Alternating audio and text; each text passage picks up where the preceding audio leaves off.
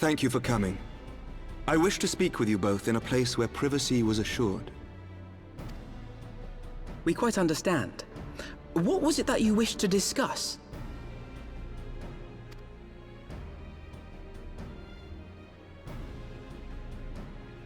With my father's passing, the seat of the Archbishop lies vacant.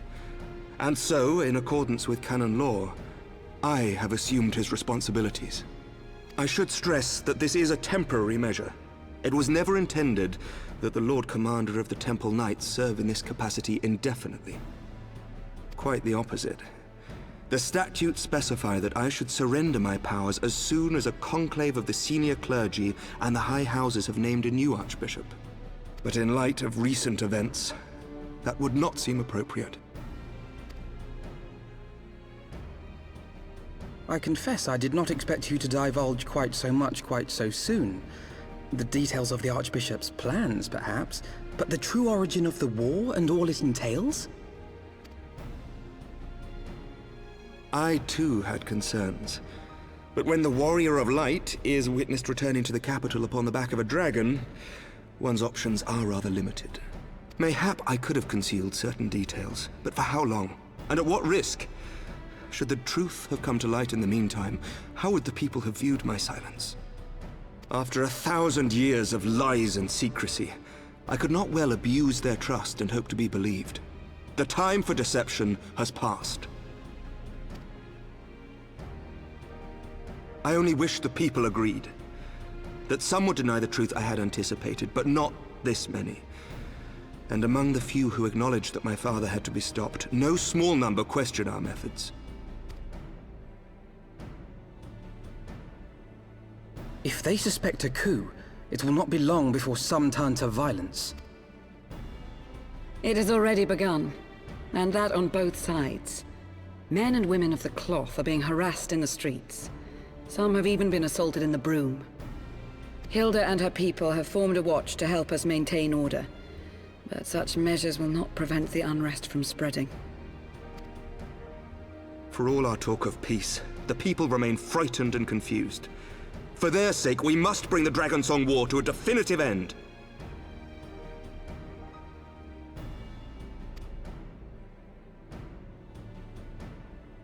And we should be glad to help you, Sir Emmerich. But what precisely would you have us do?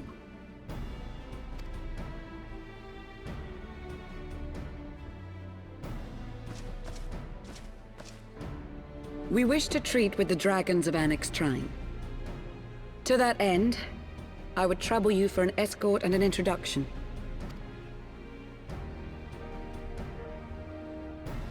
FFXIV? You would speak with Vidofnir, then? We must needs open a dialogue between our peoples. Acting as my representative, Lucia will extend an invitation to their leader, that she might visit us here in Ishgard. Were she still with us, I would of course have beseeched Isel's assistance in this matter. But as she is not, I must ask that you aid us in her stead. Will you do us this favor?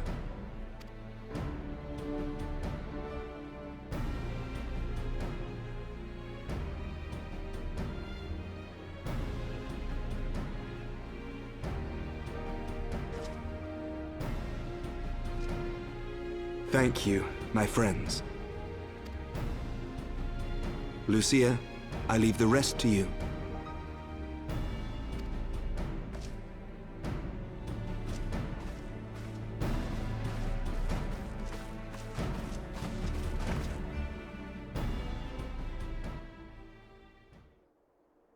In the wake of the Archbishop's fall, the nation of Ishgard trembled, the faith of her people shaken to its very core.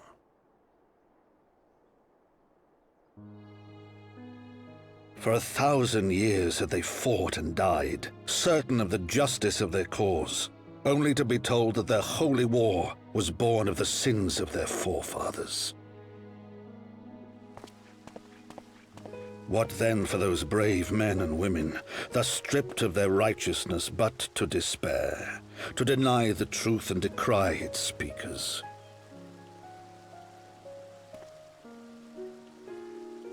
And what then for those whom they defamed but to hope on, to have faith in a brighter tomorrow?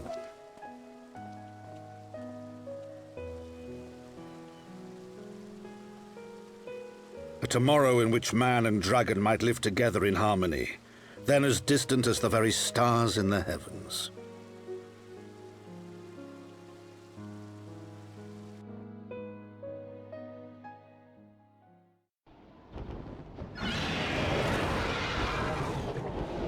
Yet while we dared to hope, deep within his lair the enemy lay, gathering his strength. Nidhogg, now possessed of his 2 eyes and the body of the Azure Dragoon, prizes to which he had laid claim at the very hour of the hero's triumph.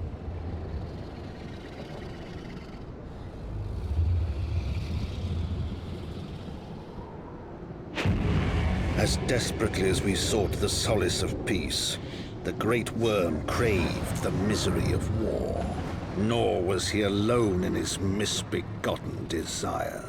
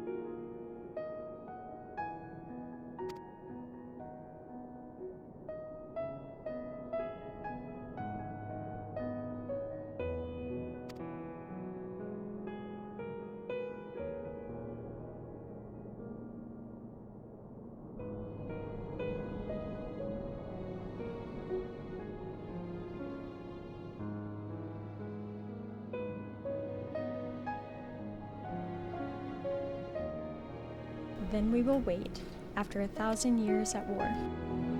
Ha, fear not, knight, thou shalt mine answering within thy lifetime.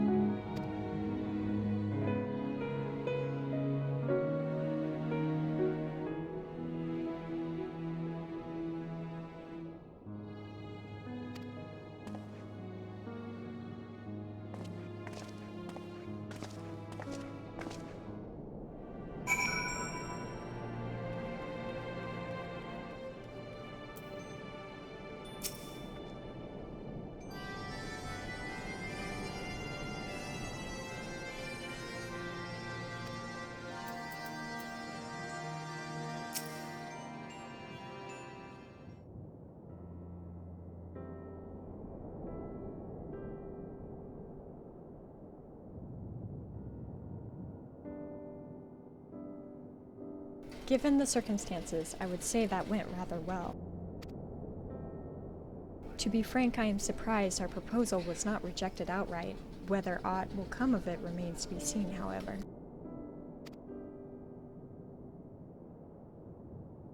Mayhap I should take this opportunity to speak with some other dragons. But you need not wait for me. The return journey holds no fears for me now. Well, if you have no further need of our services, we shall continue on to Charlayan. We hope to welcome a scholar who has agreed to aid us in the search for our missing comrades.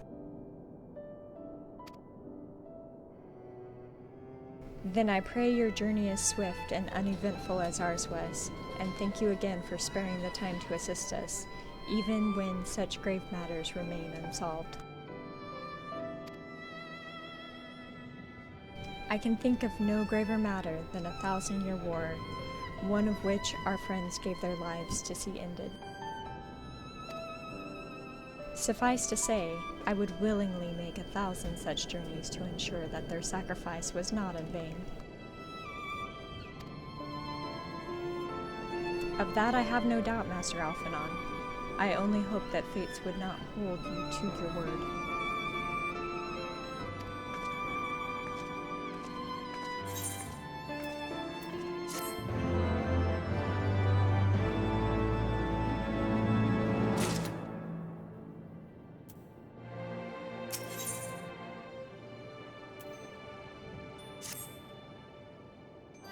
So it would seem that we have time to greet this scholar after all. How delightful. I shall be interested to hear how she means to go about finding Nymphilia and Thancred. I can only assume she is privy to some new investigative technique. In any event, our first order of business is to rendezvous with Y'shtola in Idleshire.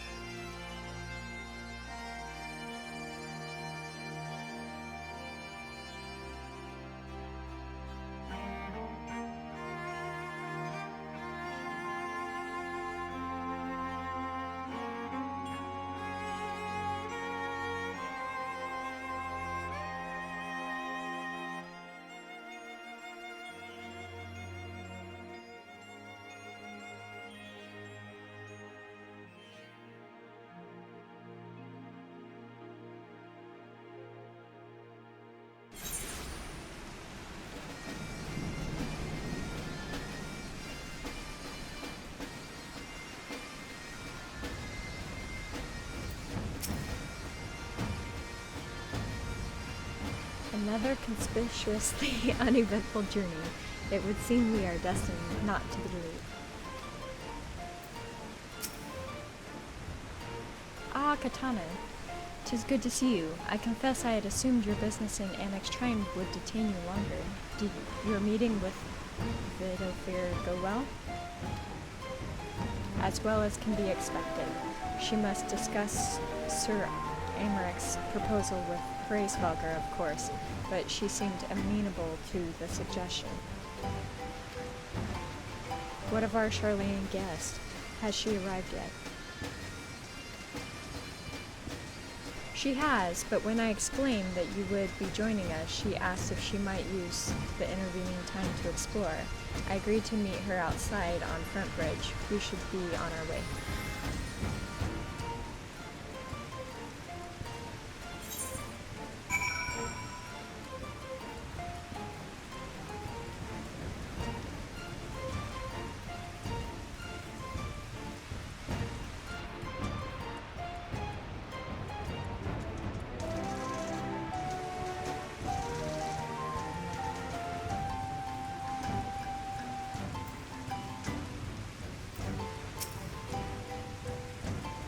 It seems we are early. Shall we wait? Wait? Back in Ishgard? Was that what she was trying to tell me?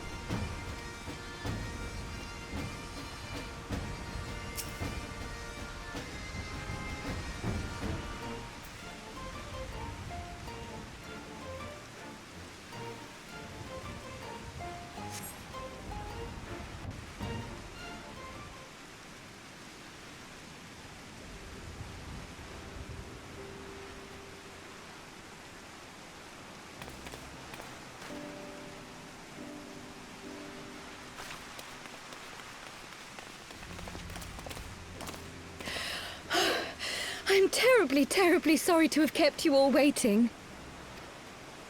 You need not apologize. We arrived but a moment ago ourselves.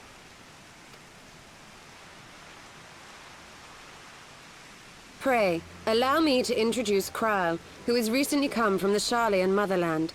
She has generously offered to assist us. Oh, please, think nothing of it. A trip to Eorzea was long overdue. You must be the Warrior of Light. Yes, you certainly do look the part. A pleasure to meet you at last, miss. And who is that I spy but young Alpha No Levieur himself? I dare say someone's grown an ilm or two in my absence. Or are those lifts in your boots? We, Miss Kryle and I met at the Studium years ago. I shall forever be indebted to her for her sage guidance. It was no small task keeping him out of trouble, believe you me. The youngest ever to enter the Studium, him and his sister, 11-year-old prodigies.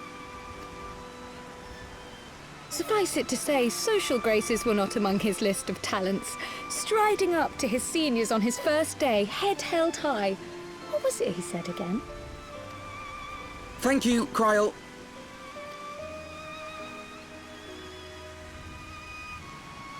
For what? I haven't finished yet. Would you care to attempt a more dexterous deflection? Mayhap we should save this delightful conversation for a more fitting occasion, when pressing matters do not demand our undivided attention. A bit much, but better. I can tell you have been putting your skills to use here in Eorzea. Henceforth, I trust you will dazzle me with your eloquence at the first time of asking.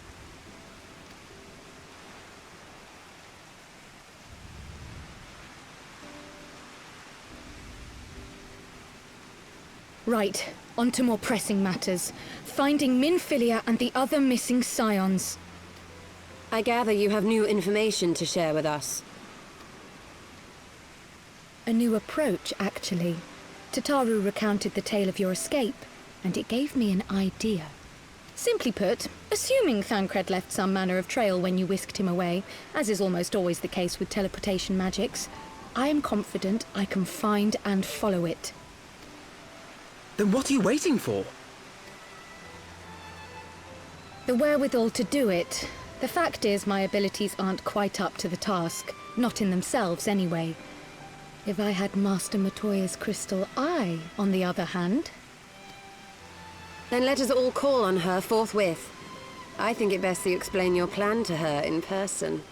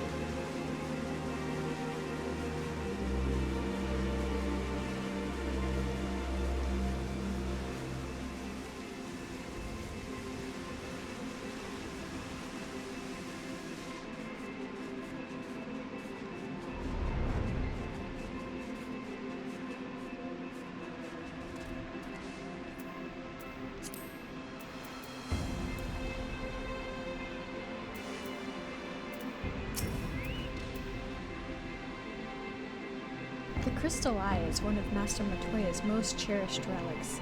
I doubt very much that she will grant us leave to lay hands upon it unless we can convince her that it is vital to our cause.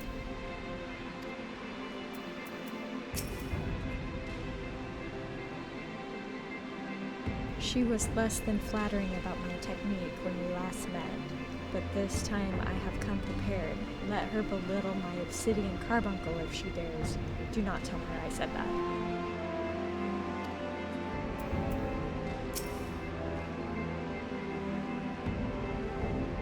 You did say we were headed for a cave, did you not? Because I certainly don't see a cave nearby. Is Master Matoya meeting us on the way there or something?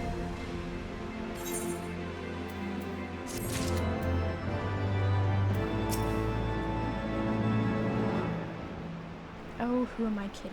I will be fortunate if she does not mistake me for my sister again. You know how she can be. If Kyle does not meet with her approval, then that will be that.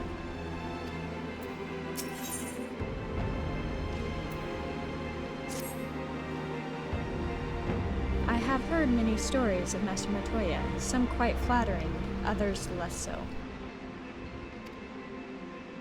Rest assured, they are all true, this way, and have care when you tread.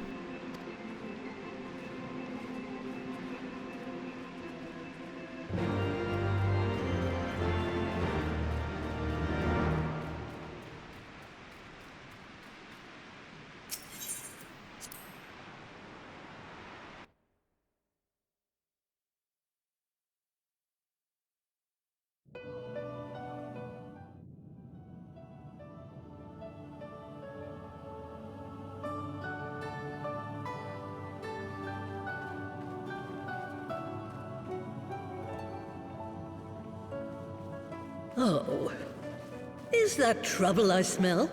Or did you forget to wipe your boots on the way in? Forgive us, Master Matoya. We will be sure to wipe them on the way out. And may I say how glad I am that age has not yet deprived you of your senses. Ever so quick-witted, aren't we? To the detriment of your manners. Well, out with it then. What do you want? Pray, allow me to introduce myself, Master Matoya. I am Kryle, of the students of Baldessian. I hope you will excuse our unannounced visit. Baldessian, you say? Ah, yes. The old coot set up shop on the Isle of Val, didn't he? Regrettably, our Order's headquarters and the Isle itself were obliterated by a magic of immense power. I have the blessing of light to thank for my own preservation. Kryle, you too possess the Echo.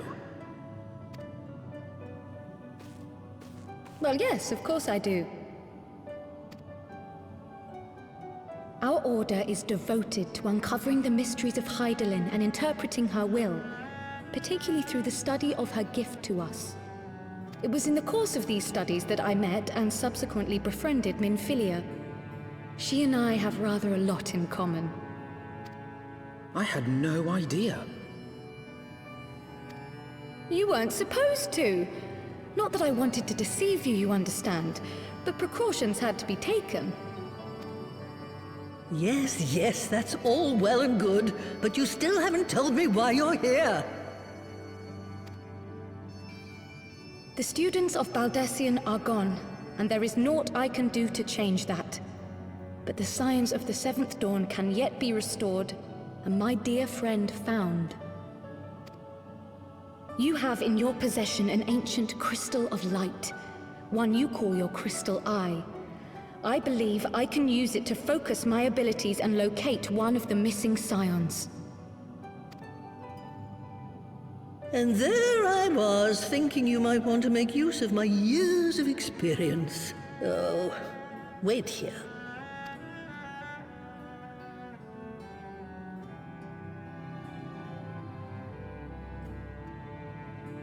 Long did I ponder the nature of this crystal and its familiar radiance, but never did I suspect it was a crystal of light.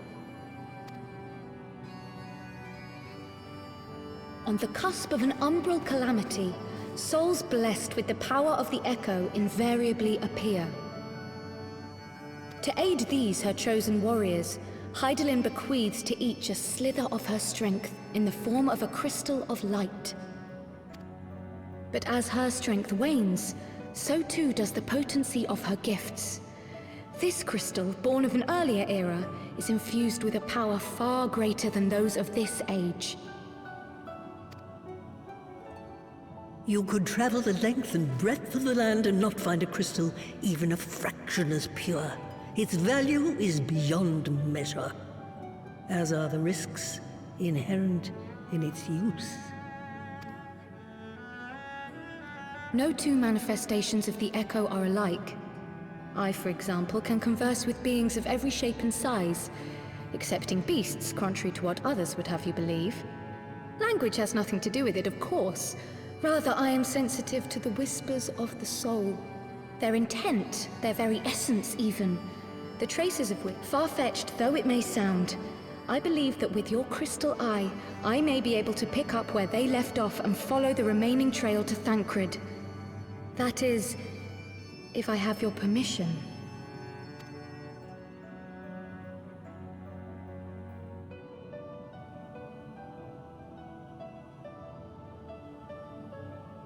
Well, the poor sod's not going to find himself. So, as long as you don't drop it or take it out of my sight, you may do with it what you will. Thank you, Master Matoya.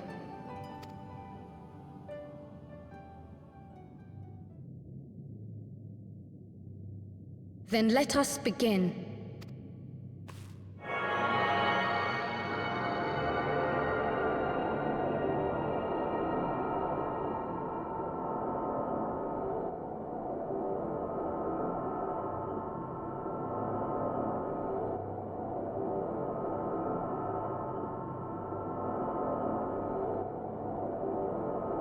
From the Black Shroud, the trail continues to the north and west, towards a mountain, the foot of Som Al. It was a near thing, but he was not deposited within the rock.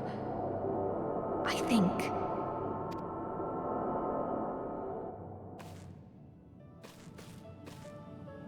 The hunters of Tailfeather know those lands well. I say we begin our search there.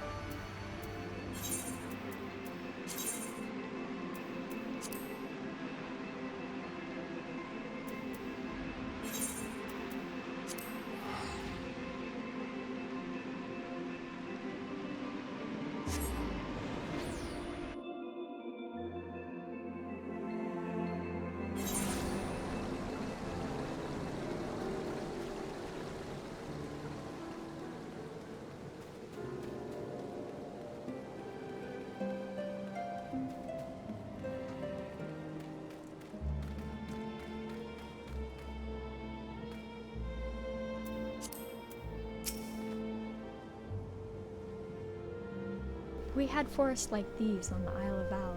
My grandfather and I used to go for walks together, and I could prize him away from his work. It was the least I could do for him, considering everything he has done for me. Taking me in when I was an orphan, raising me on his own, and giving me a name. You didn't think my parents named me Krile Baldassian, did you? Thancred may be a capable warrior, but he was wounded when I last saw him. If any beasts were nearby when he emerged from the life stream, he would have been hard-pressed to repel them.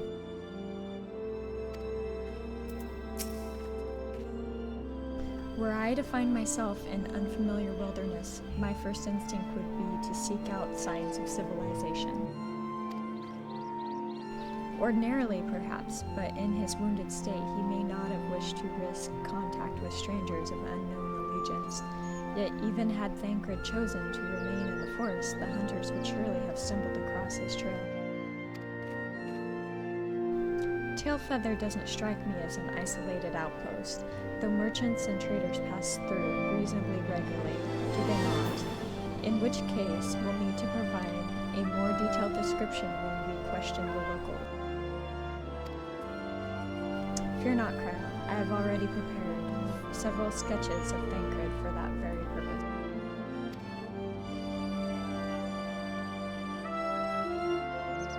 This is impressive. You drew him from memory? A skill I acquired some years ago for reasons I no longer remember. I propose we split into two pairs. Ishtola and I will inquire at the outlying encampments while Katana and Krau question the residents of Tailfeather. Afterwards, we shall regroup near Loth Astbath and share our findings. Assuming there are no objections, let us be about it.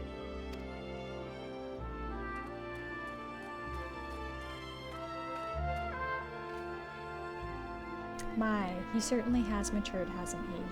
Hard to imagine he was once a boy who practiced drawing for hours to impress young ladies. Anyway, we best get started. Find me when you've finished making your round.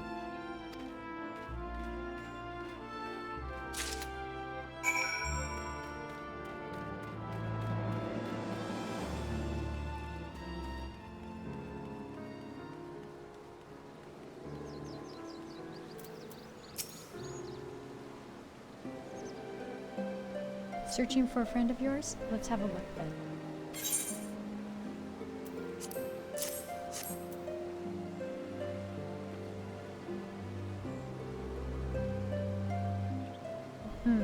No, I ain't seen him around. Sorry.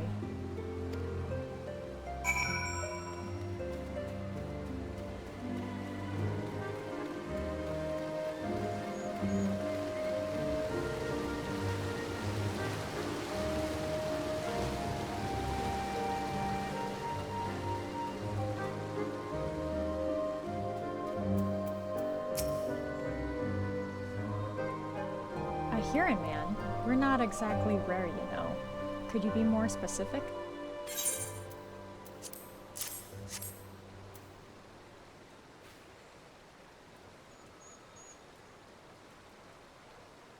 I did spy this one bloke a while back. Didn't get a good look at his face, but it could have been him. This was beyond the forest, as I recall, along the river to the west of Tailfeather. I remember thinking he wasn't much of a hunter. The lad was making no effort to cover his tracks. That, and he was carrying an axe instead of a bow.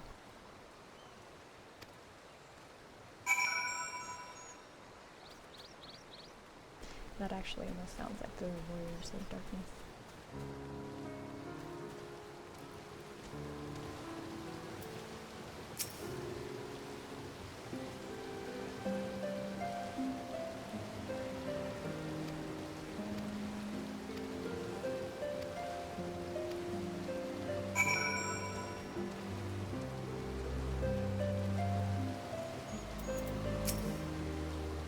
Pray excuse me, but have you seen this man before?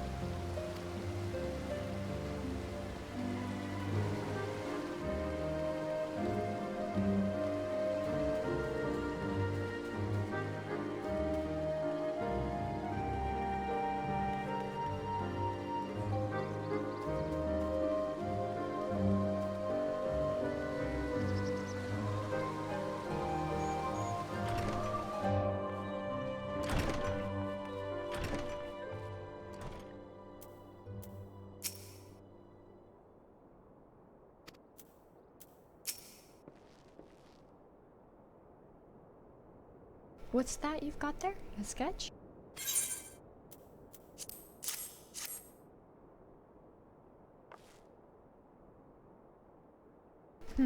Can't say I know the phase. You say he's something of a warrior? I heard a tale the other day about a Huron vagabond who brought down a Bandersnatch by himself, and with style. Way they tell it, he was dancing with the beast, like he was the belle of a bleeding ball. Sounds like your man?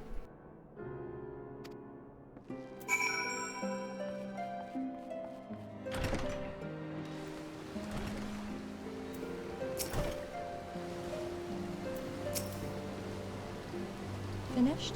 In that case, I think we've learned everything we can here. Let's see what the others have found out.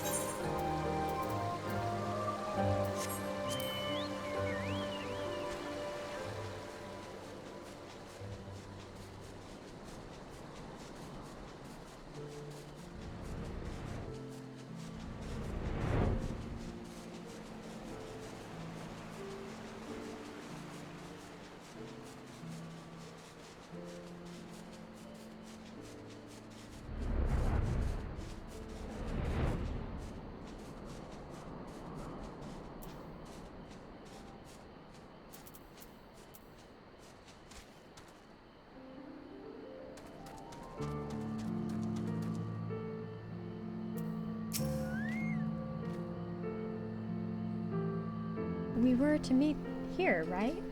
Were we not?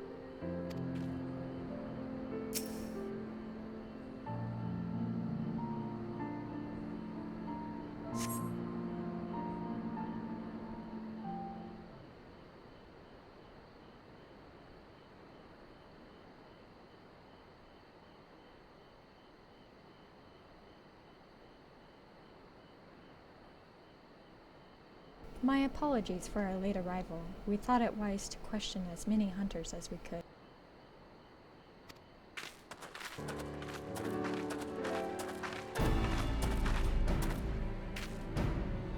Many have made camp in inaccessible locations, ideal for hunting game, not so for receiving visitors. Nevertheless, our time proved well spent.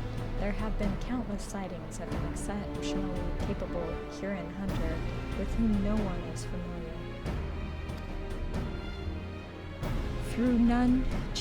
Though none chanced to see the man's face, his height and build matched Thancred's description, as does his fighting prowess.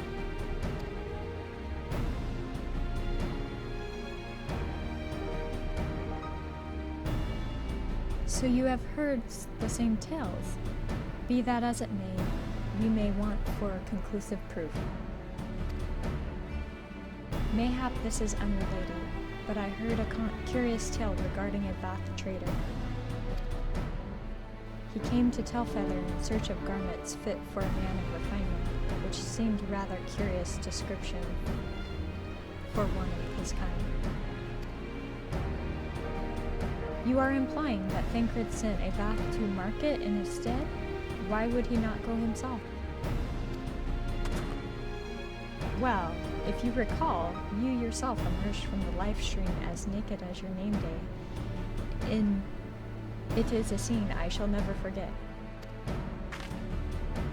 Is it now? Well, I was pleased to see you, I mean. It was a simple statement of fact. It stands to reason that Thancred found himself in the same predicament. In any case, if he had dealings with the Vath, they should be able to tell us, no?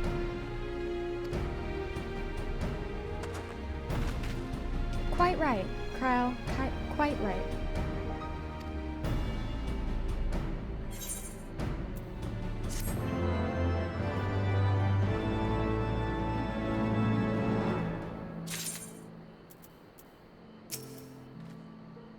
Honestly, that boy, some things never change. Given that Alphinaud seems to recall the details of my return so vividly, I would rather he did not draw me from memory, talented or not.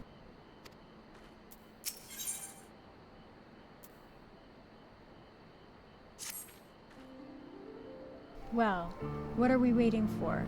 For all we know, Thancred could be waiting for us in Loth Ast Bath. We must go and see the bath right away. Come along, everyone. Come along. There's one right there.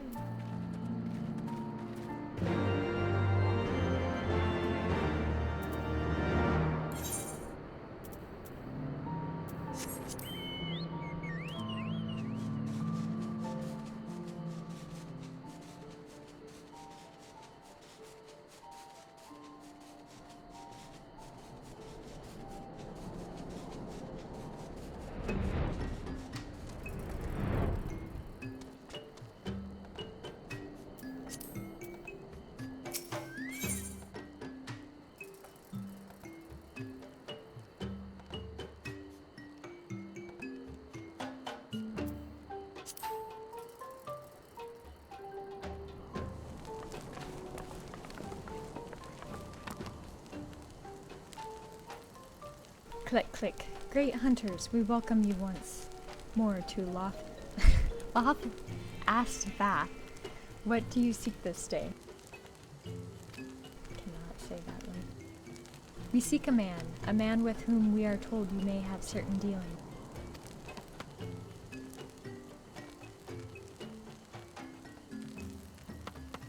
How curious. The hunters tire of godly sport and pursue mortal prey? No, no. He is not prey, but a friend long missing. Click, click. Good, good. He is a friend to the Bath as well, one with whom we have traded many times. Truly. And you are quite certain it was this man? There is no doubt. Click, click. The freshling clothed and skins came to us from Samal, lost and weak. He offered meat and hides in trade, and in exchange we tended his wound. He brought us much flesh, so skilled a hunter he was, much flesh. When he asked for garments, we were glad to provide them. And where is he now? Click, click. Gone to Loth Ast Nath. Long ago, when he had heard the One Mind had summoned our god once more. Ravana is returned?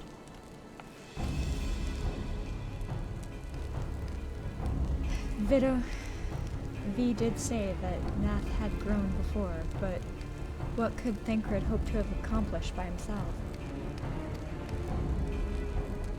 Honored Elder, we thank you for your help. Would that we could repay you your kindness ere we depart, but we must hasten to our comrades' aid. Go, great hunters, lest the Nath claim him as sacrifice. Click, click.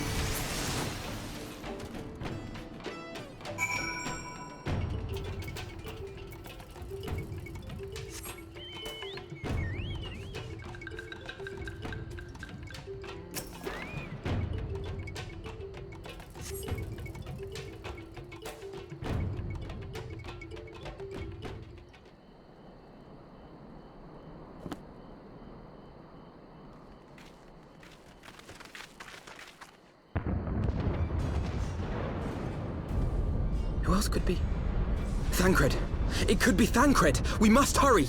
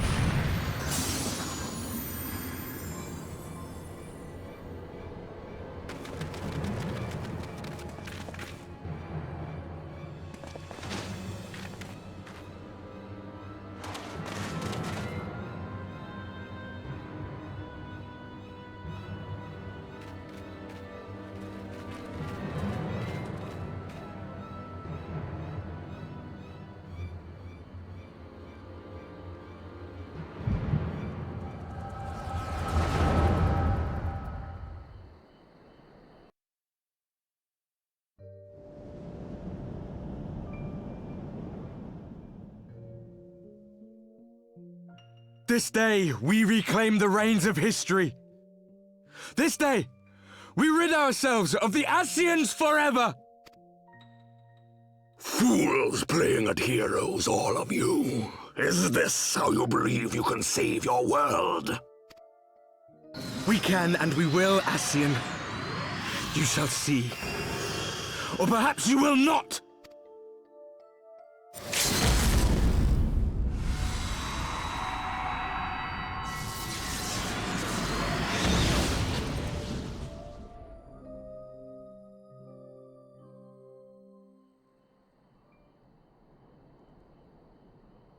So you are the Warrior of Light, the savior of Eorzea.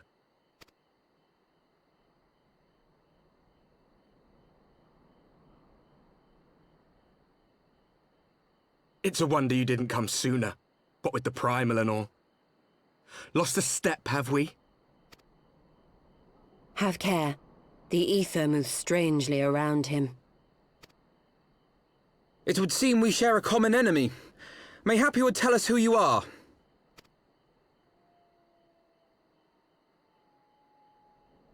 Shall we show them?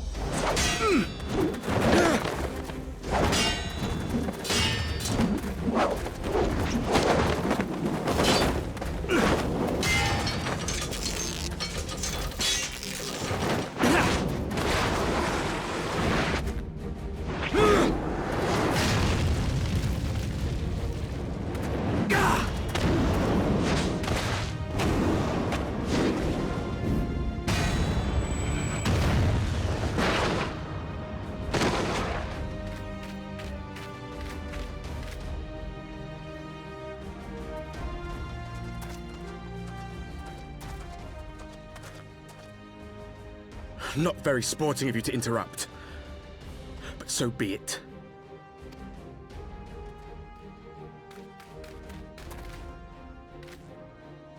Mark well our faces, Warrior of Light, for we are the Warriors of Darkness, walkers of a different path, and we shall meet again.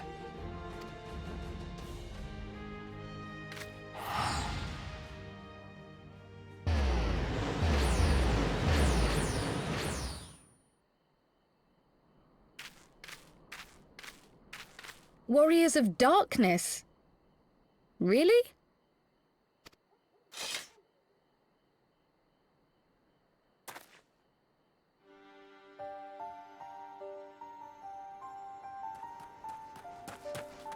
Thancred! Are you all right?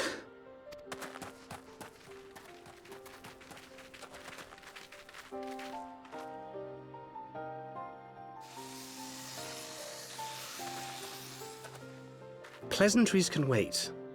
I'd rather not be here when the Nath arrive. Agreed?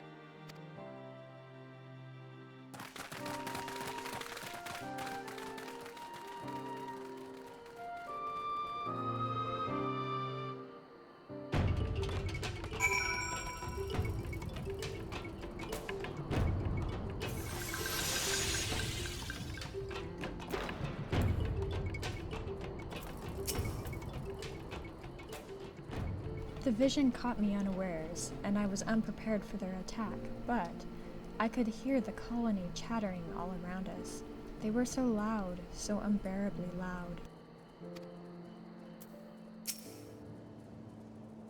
Do you need to sit down?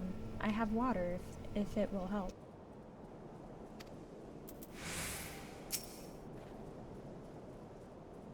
We should be safe here. Our pursuers are not likely to stray far from their colony.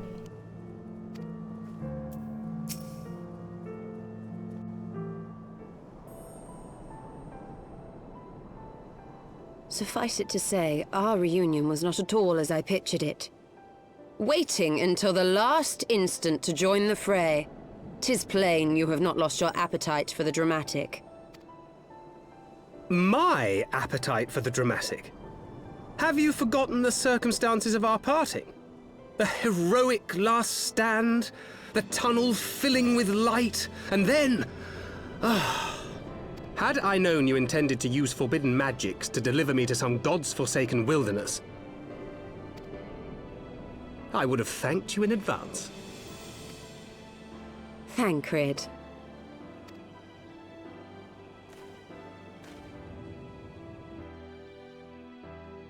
If nothing else, you might have warned me that I would emerge from the live stream in the Altogether. Eventually, I managed to fashion knives from some obsidian I found, and set about hunting for meat and hides. Given that I'm not all that skilled in leatherworking, it's probably for the best that I met the Vath before I was reunited with you.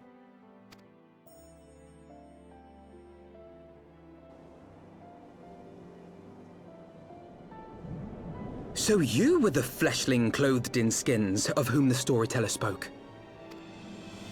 A description which fit me as ill as the skins themselves. Happily, I was able to trade with the Vath for garments better becoming a man of refinement.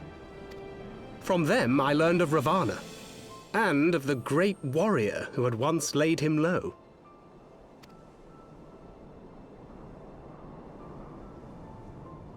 And thence did you conclude that were you to track the Primal's movements, it would surely bring you into contact with the Scions once more. It seemed a reasonable assumption. I could think of no one else with your enthusiasm for slaying beastmen gods. Until now, that is. Ah, yes. The self-proclaimed Warriors of Darkness. 'Tis only fitting that they stand in opposition to the Warrior of Light, I suppose. I glimpsed the leaders past, if only for a moment. They were confronting a man in black. An Ascian, I think. If these warriors are capable of doing battle with Ascians and Primals both, they must be possessed of powerful protection. Protection not unlike the Echo.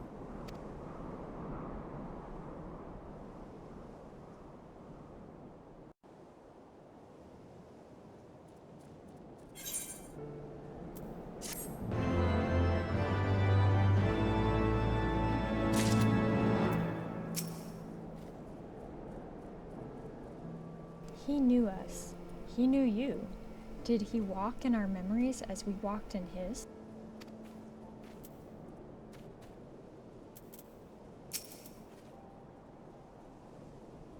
'Twould seem the mystery of the axe-wielding cure has been laid to rest. I should have known better than to think Thancred would ever stoop to using such an inelegant weapon. But then how was I to know that there was not one vagabond wandering the Chocobo's forest, but two?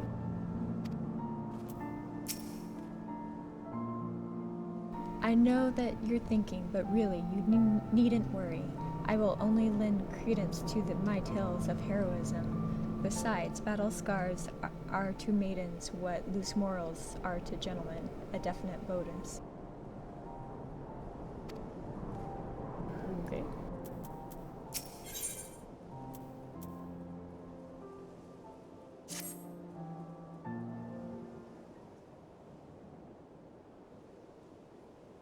Blessed with the power of the echo, and driven to put down primals, despite his declaration that they walk a different path, I struggle to see how their goals conflict with ours. Nor is that the only oddity. I find it passing strange that such exceptional individuals should have wholly escaped our notice until now. Surely we would have heard rumors and attempted to recruit them to our cause. I recall no such adventures, and I would not forget their like, nor would any of us, I think. One of our primary duties was to scour the city-states for promising candidates, which is how Ida and Papalymo found Katana. Ah, the memories. It seems like only yesterday that you slew your first primal, speaking of which, I had the distinct impression that it was not the first time that band of merry men and women had killed a god. I labor to believe that a band of preternatually, gifted adventurers had been traveling the land, slaying primals without our knowledge. 'Twould imply gross negligence on our part. Speculation will avail us not. There is far too much we do not know. For the present, we must needs concentrate on what we do know, namely that Lord Ravana is no more. Vidofnir must be informed. The news may render her more receptive to Sir Emeric's invitation. Since you seem to have affairs here well in hand, I shall take my leave. Simply being in the vicinity of this colony is giving me a striking headache. If you have need of me, I shall be with Master Matoya. I would beg her assistance with the search for Minfilia. Wait, Minfilia is missing? I thought she escaped with Katana. I shall explain on the road. Much has happened in your absence.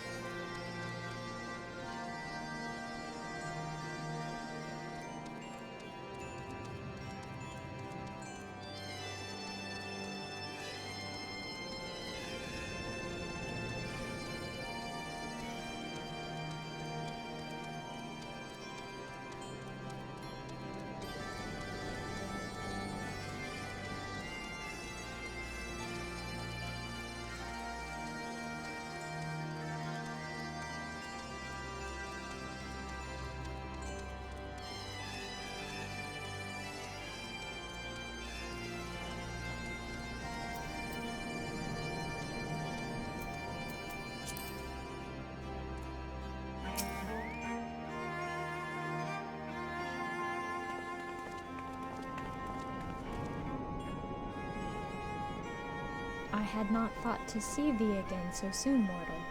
If thou seekest the night, thou shall she hath. Know that she hath long since departed for Ishgard. My thanks, Vi, but it was not for her that we came. We bring good tidings for you and yours. Lord Ravana, who has been summoned by Nath, has been laid low.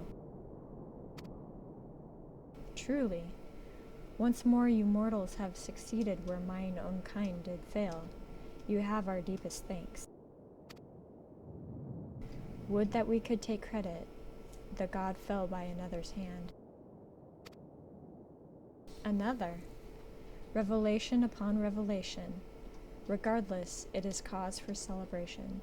The Nath will have no choice but to withdraw. But, to another matter, I have tidings for thee as well. Regarding the Ishgardians' invitation?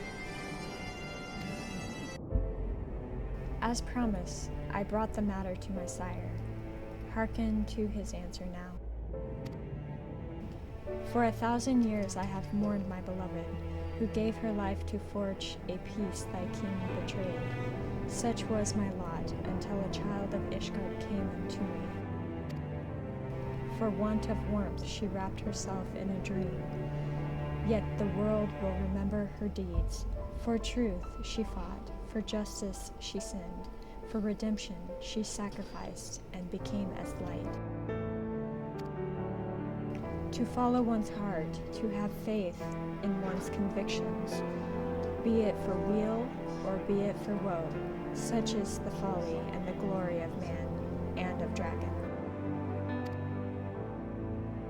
He hath entrusted the choice to us, and we have made it. We will keep faith with you, who walk in the light. Then you accept Sir Emmeric's invitation. Let it be known that I, Vi, shall journey until Ishgard on behalf of my people. We are honored to receive your answer, and I will convey your words to our allies without delay.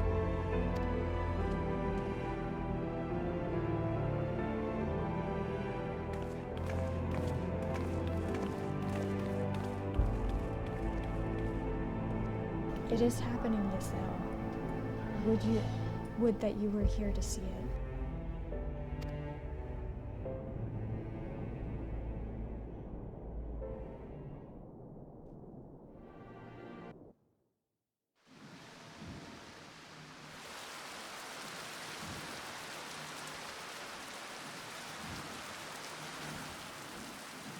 Even as the Scions celebrated the return of a long-lost friend, honorable men plotted to deprive them of another.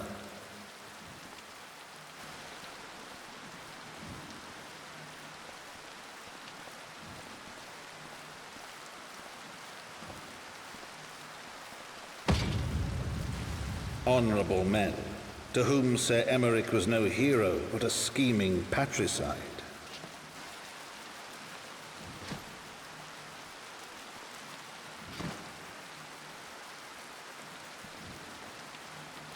Honorable men who would fain wash the paving stones of foundation with the tyrant's blood.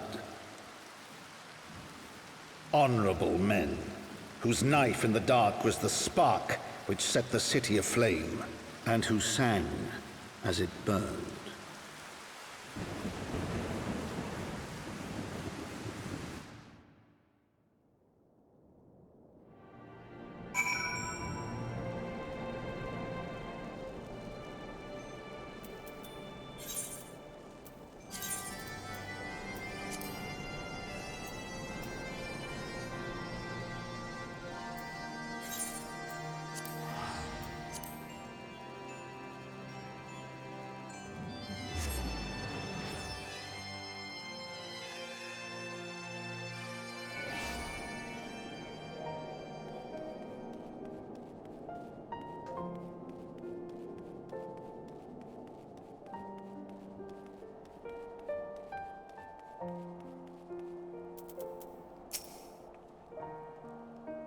Fortunately, the journey afforded us ample time to brief Thancred on recent events.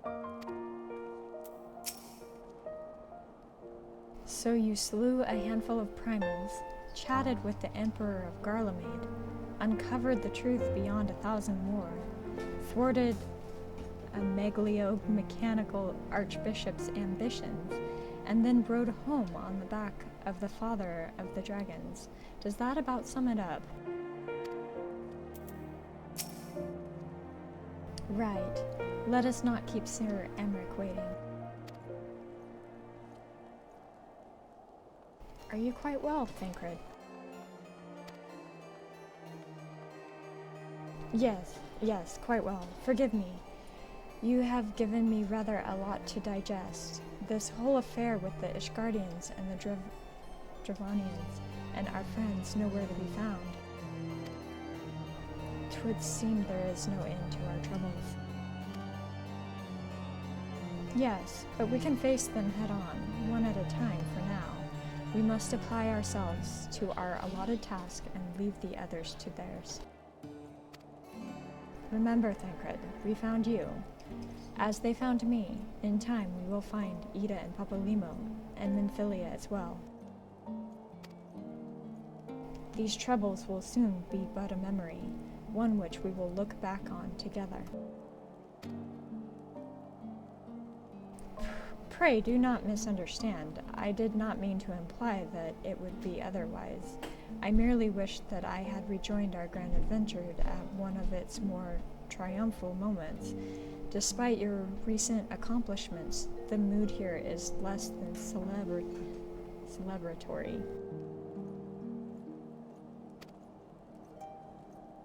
But I have no doubt that we will enjoy many more glorious victories soon enough, and you may rest assured that I will play my part in them to the very hilt. I know you will. So then, to the congregation.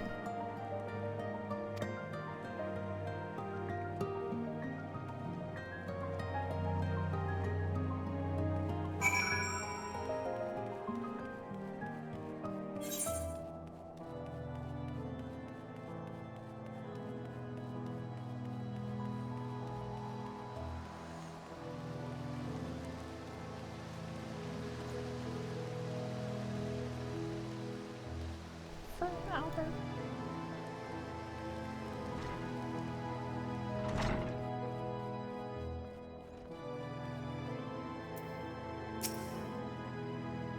Oh good, you're back.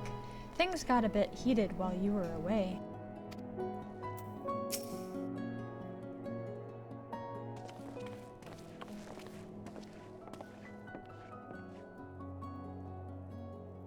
You have returned. In this, at least the fates were kind. Greetings, First Commander. It pleases me to inform you that V has accepted Sir Emmerich's invitation. She has. These are glad tidings indeed.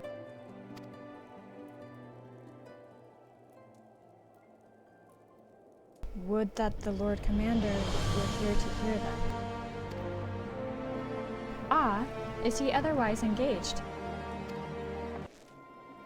Aye, sleeping off a knife to the gut. What? What happened? Will he live?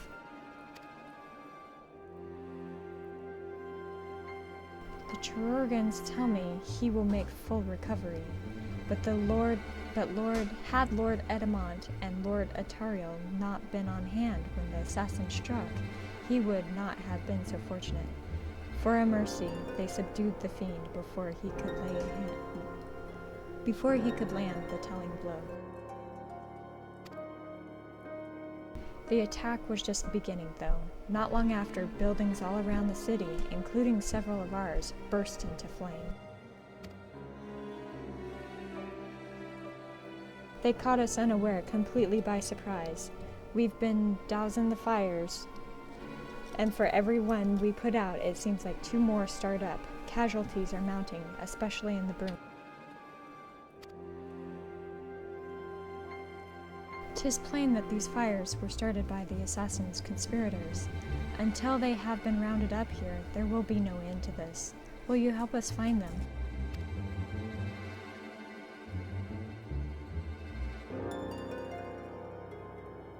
Then let us be about it.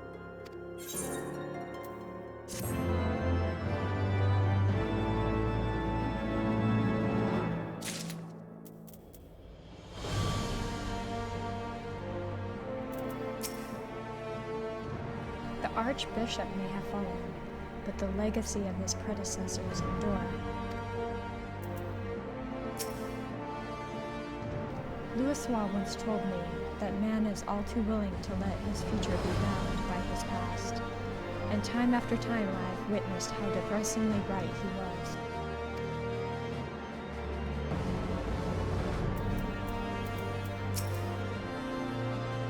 Just as Sir Emmerich risked his life to bring about lasting change, so too will others wager all to preserve what they hold dear.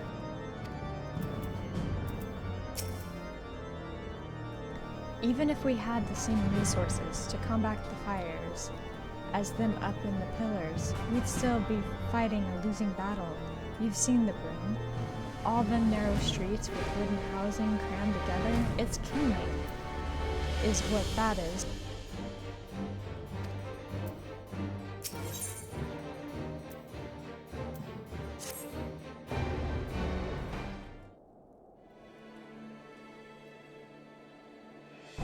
The flames are spreading. We must needs begin our investigation immediately.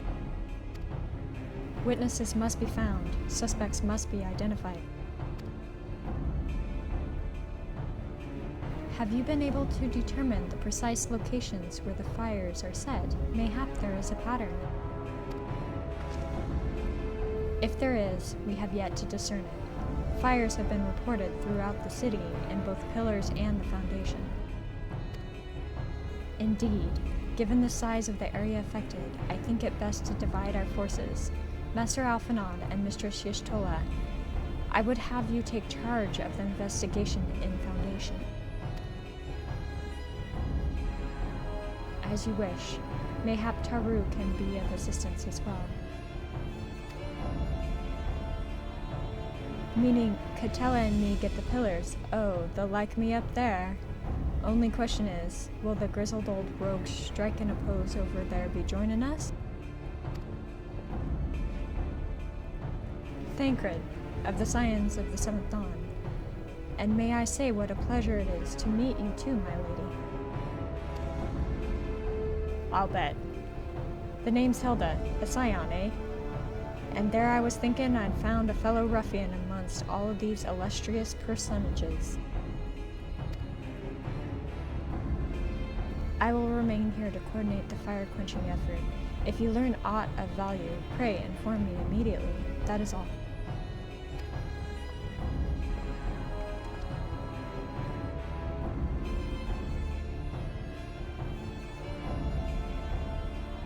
While we could begin by sifting through the charred rubble and questioning random passerby, in my experience, every town has at least one individual who can be counted on to know things he or she should not.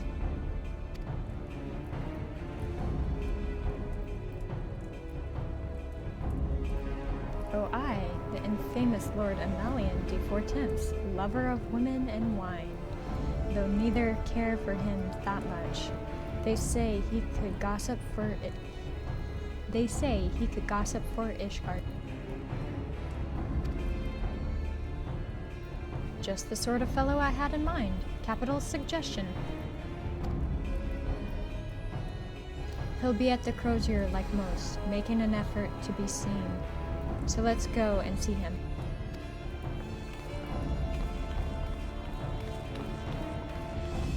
Grizzled? I will accept old.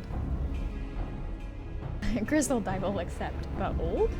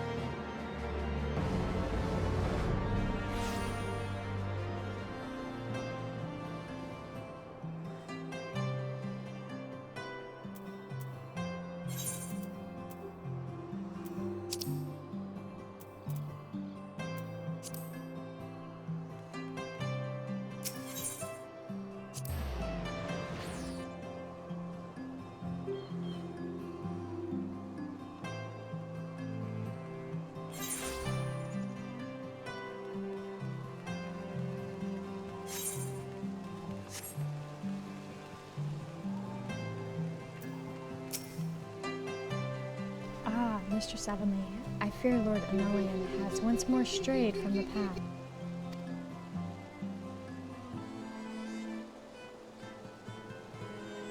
As has often been the case, his renewed enthusiasm for martial training gave way to frustration and disinterest at the first sign of difficulty. Well, go on then. Talk to the daft sod. Someone once said that a gentleman is rather than does, and in Lord Emelian's sense, I hope we have living proof. Well, well, if it isn't Katana, dearest of all my friends, you are looking rather glum. Something the matter, old girl?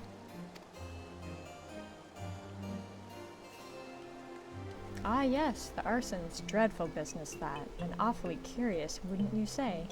There doesn't seem to be any rhyme or reason to it all. Naturally, we've doubled the guard outside the manor, along with most of other houses. Can't have the old pile going up in flames after all. Oh, in case you were wondering, why the Hoplon is awash with refugees. The lower levels of the vault have been opened to those unfortunate souls who have lost their homes. Sir Emmerich's orders. From what I hear, remarkable man. Not even a knife to the ribs can keep him from his duties. Actually, old girl, if you were thinking of questioning the refugees, I would be more than happy to accompany you to the Hoplon while you conduct your inquiries. I could offer words of comfort to the distressed and despondent young maidens. Wait a moment. I know what that is. You're giving me one of your looks, aren't you? You do me an injustice, old girl. I would have you know my heart yearns for one but Rosie, prickly though she may be. I sense you remain unconvinced. Very well. If it will help to prove the purity of my intentions, I shall gracefully rescind my offer. Now run along and catch those arsonists. That was not entirely what I had hoped for. Whose idea was it to come here again? Never mind. Our next step, I suggest we divide our efforts while you question the refugees in the Hoplon, Katana. I shall investigate the locations where the fires were set. Would you be so good as to join me, Hilda? You know what? I reckon I would. Can't have you roaming about in an unfamiliar city by your lonesome, can we? You'd only get robbed blind and left shivering in your small clothes.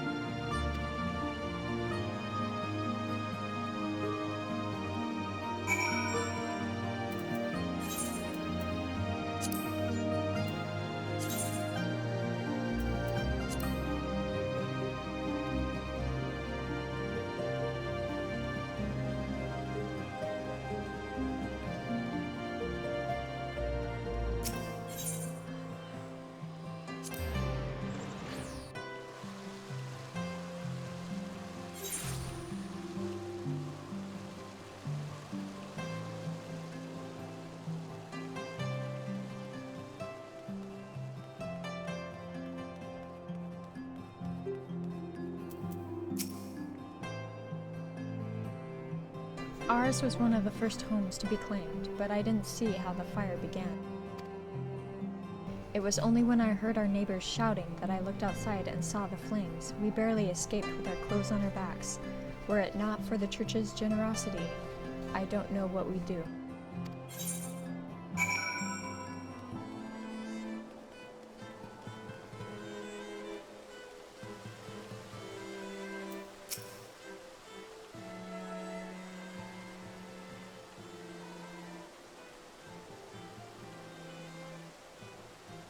Come, my brothers and sisters, there is food and shelter enough for all in the Basilia.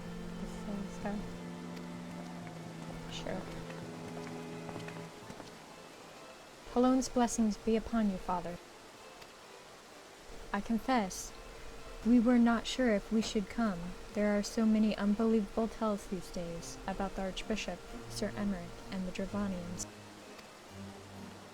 Trust in your heart, brother, and pay no heed to the lies of lesser men. They seek only to lead you astray. Do you require succor as well, miss?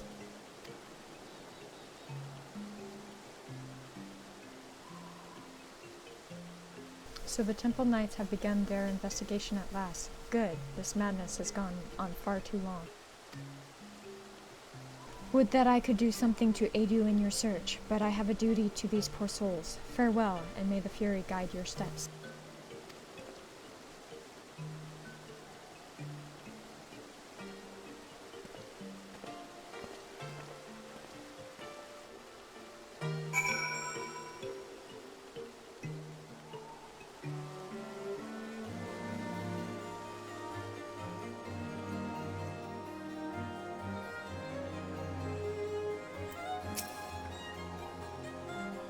There was a man with a satchel. I saw him kneeling outside the window, and then there was smoke everywhere, and it was so hot, and I couldn't breathe.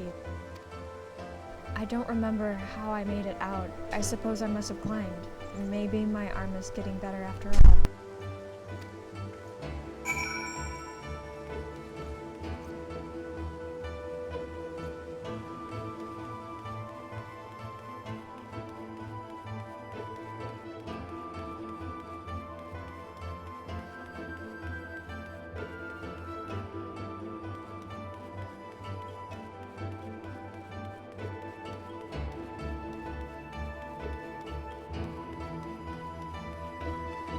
Hey, Kyle.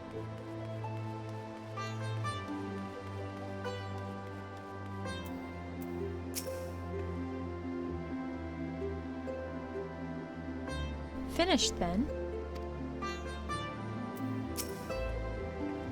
Ah, there you are. Anything to share?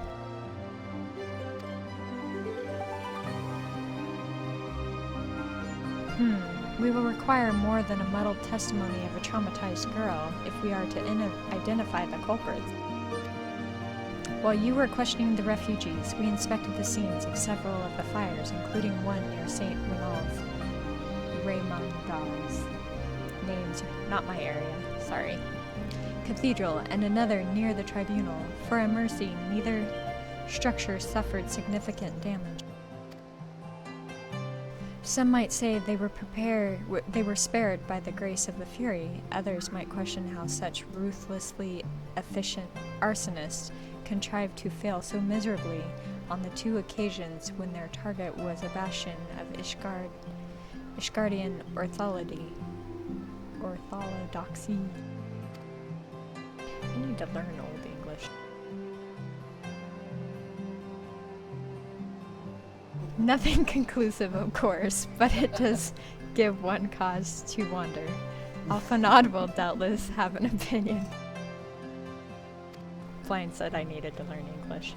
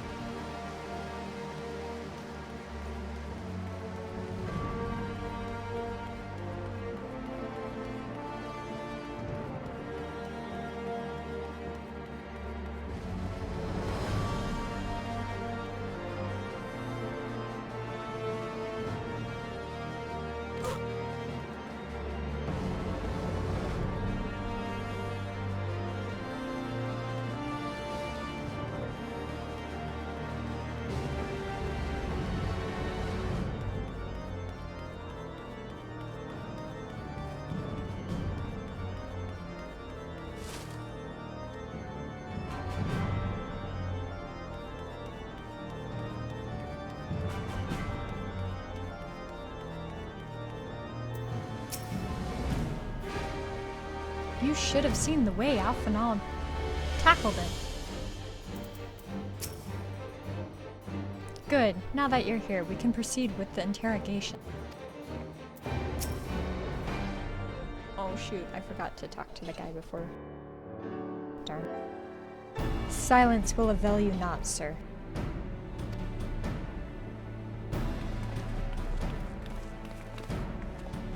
Ah, Katana, I was just about to summon you. As you can see, we have detained a suspect.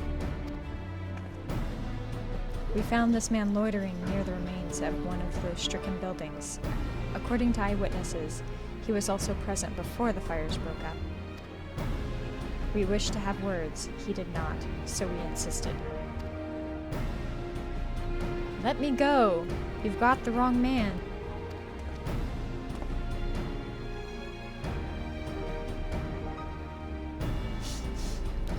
But you reek of oil, and those burns on your hands.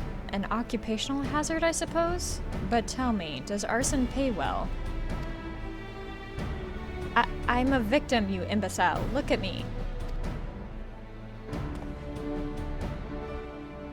Aye, that you are, after a fashion. You should know that your pious patron has already spun us a delightful yarn about how his pet mongrel slipped the leash and set about burning half the city to the ground. Not very noble of him, I grant you. But then these highborn types rarely do show loyalty to their pets. In fact, he called you rabid and begged us to put you down. That's bollocks. He's the one that told me to keep going.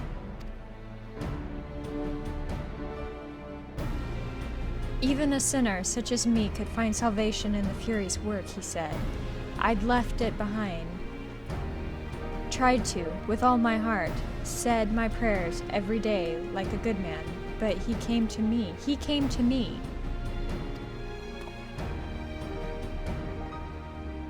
And there you have it, Hilda. Would you be so kind to escort our friend here to the congregation?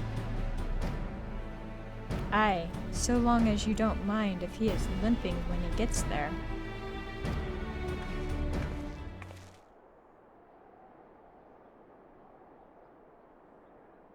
That was incredible, Thancred, but how did you know he would confess?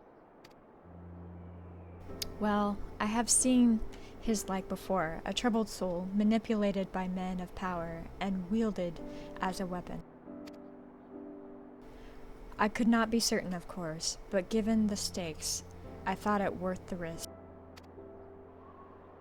And if our captive had called your bluff, must we entertain hypotheticals? The world as it is vexing enough. Thank you, Thancred. Whether by luck or judgment, we have at last confirmed that these arsons were orchestrated by a person or persons of influence. I think it best that we now return to the congregation and discuss how best to proceed.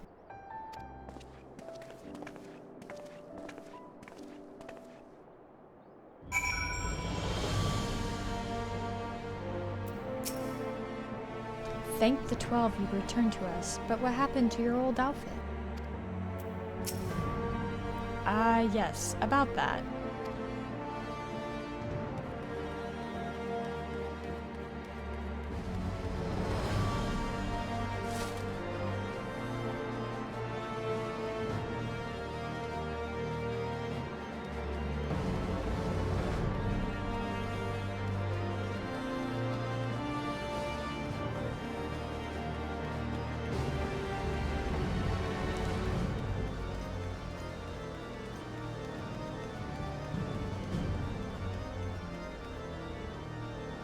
Fat Albert, Firm Albert.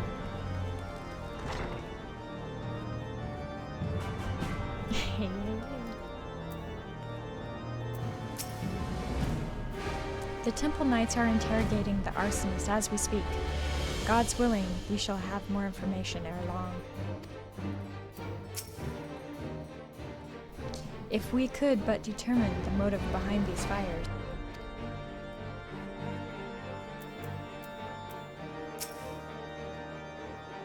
Bit of a gambler, ain't he? Fine by me, so long as his luck don't run out.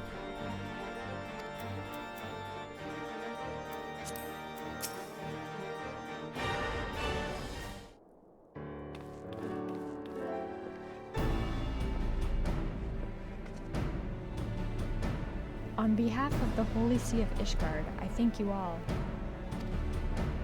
The man you apprehended is being interrogated as we speak, though he fell silent upon realizing that we had not turned his master. He will soon tell us what he knows, one way or another.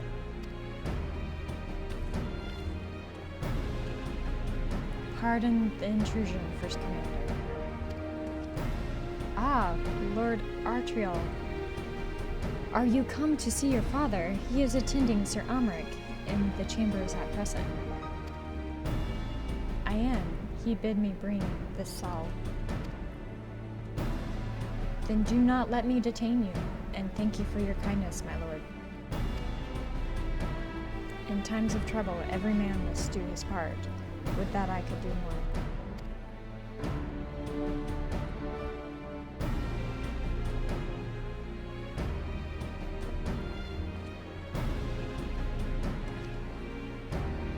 My Lord Artriel does not seem to be in the best of spirits.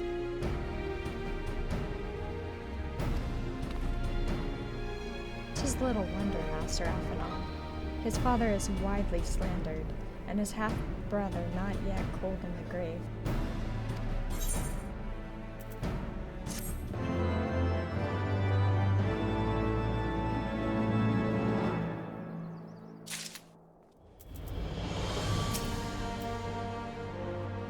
The past belongs to the dead.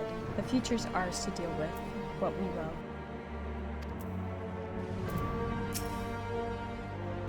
It was not so long ago, was it?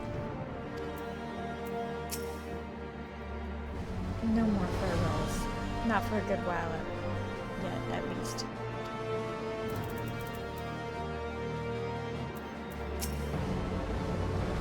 How desperately we cling to which we hold dear, knowing all the while that a day will come when we must let go.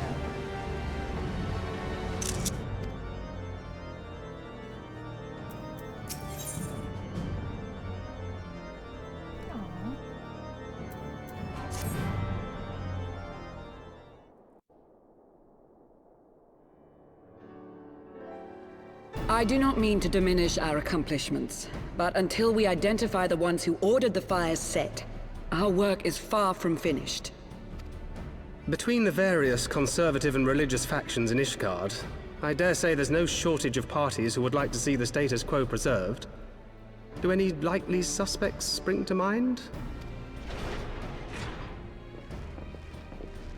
Far too many to count.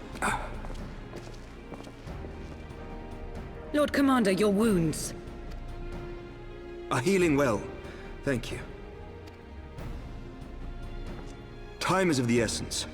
Lest we forget, these men would sooner put their own city to the torch than see it change. When our enemies learn that we have apprehended their arsonist, there is no telling how they will react.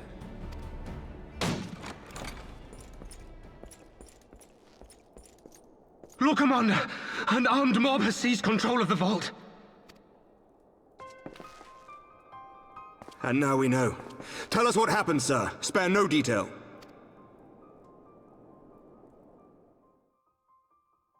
We were directing refugees into the Basilica, as you ordered, when all of a sudden, men brandishing weapons were all around us. It happened so fast, my lord. We had no time to respond. They've taken the refugees hostage and barricaded themselves inside the vault. And they sent you to deliver their demands. They, the true brothers of the faith, demand that a conclave to select the next archbishop be held forthwith. Furthermore, they declare that you, Lord Commander, are guilty of patricide and high treason, and that you must surrender yourself at once to receive of the Fury's judgment.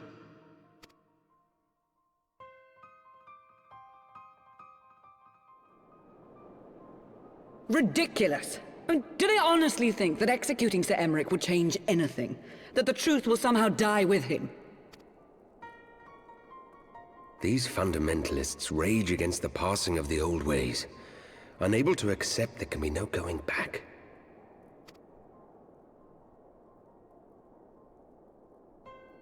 Given the fanciful nature of their demands, a peaceful resolution does not seem likely. If the hostages are to be rescued, It will be by force, I fear. Agreed. Lucia, take a contingent of knights and establish a perimeter outside the entrance. At once, Lord Commander. Hilda, I need your people out in force throughout the Broom. When word spreads of the situation, the friends and family of the hostages may try to take matters into their own hands. I will not give these militants more targets.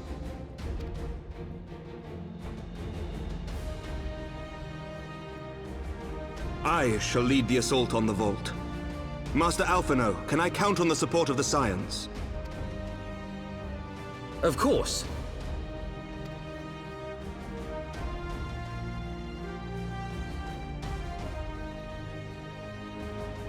We are in your debt.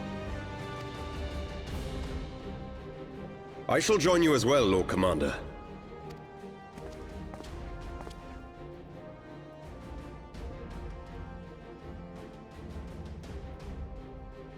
Your assistance is most welcome, Lord Atwarel. To arms, then, friends. Time is against us.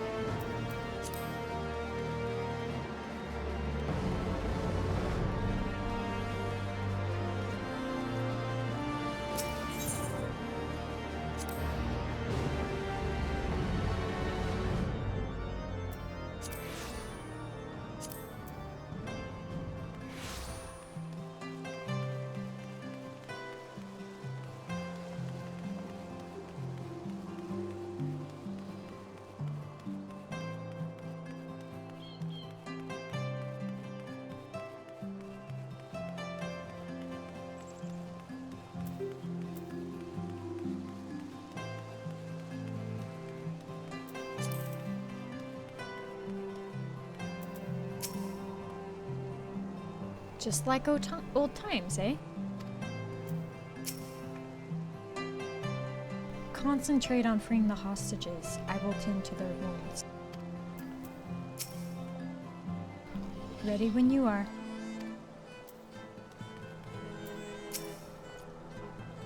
Do not concern yourself with my safety, lest you forget, I too am a knight.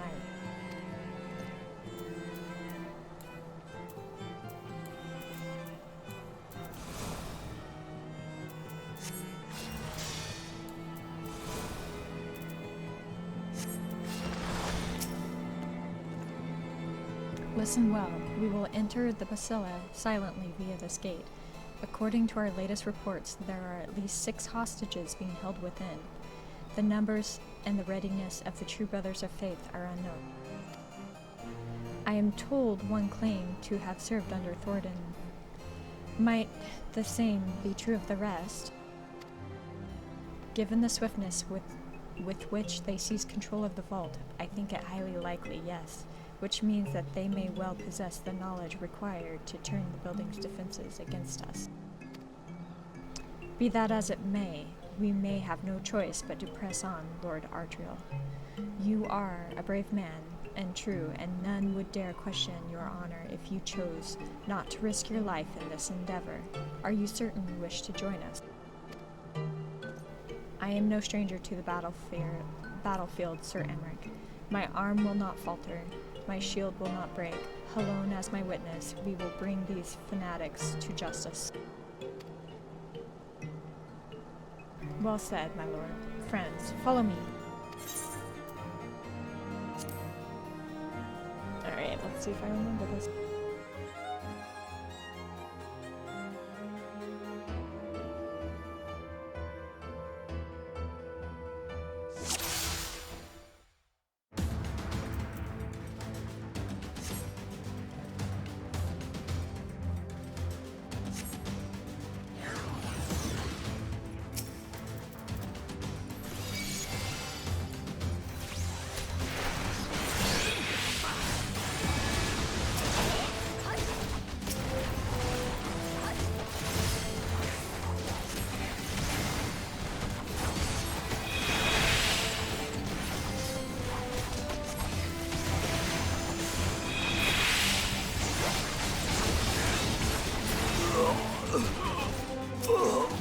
There!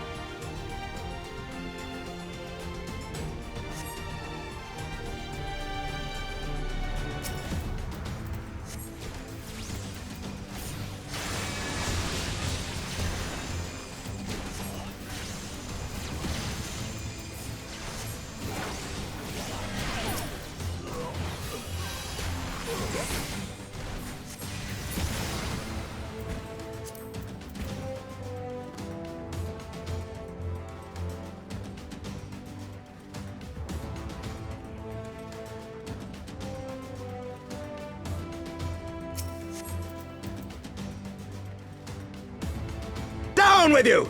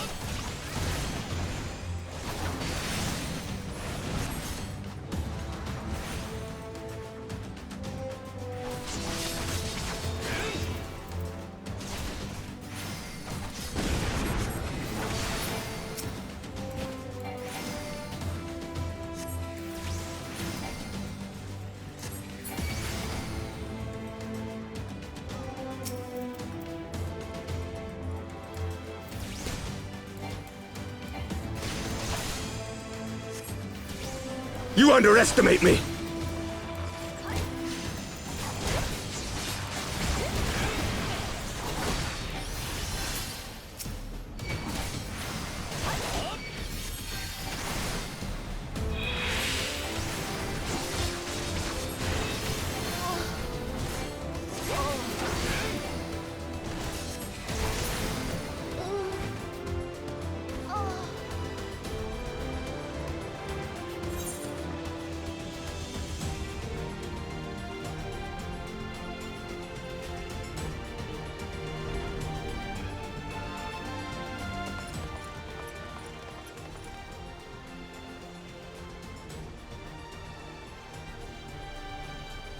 Sir Simon, lay down your arms and release the hostages, and you will be shown mercy.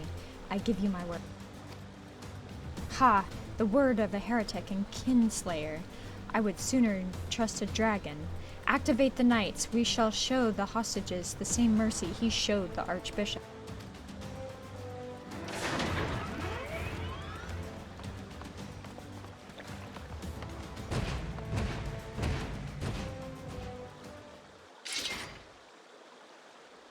Unlike you, Sir Emmerich, I am a man of honor.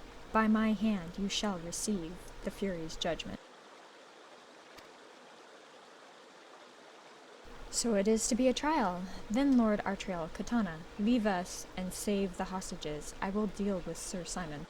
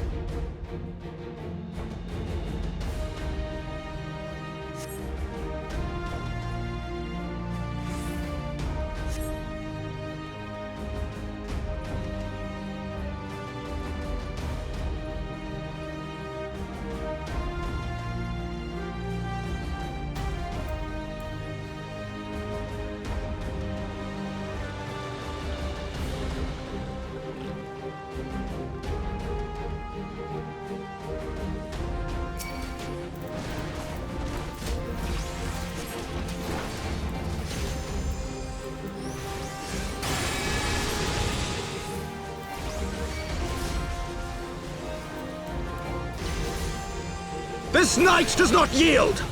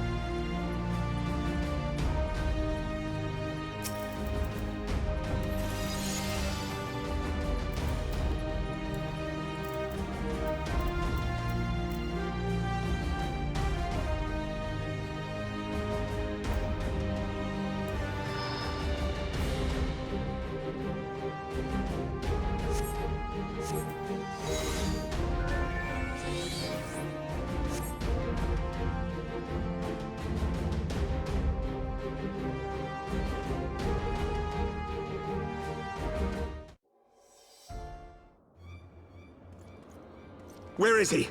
Where is he?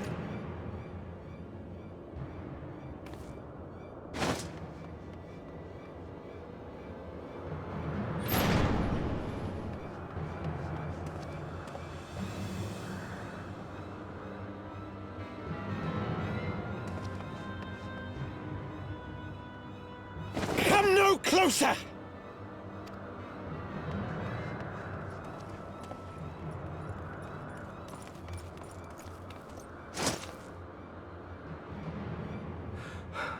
You have nowhere to run. Release the girl and surrender. Surrender to whom? The blasphemer who throws wide the gates to our enemy? Who breaks bread with him and calls him brother? Ungodly swine! I would sooner die than surrender to you.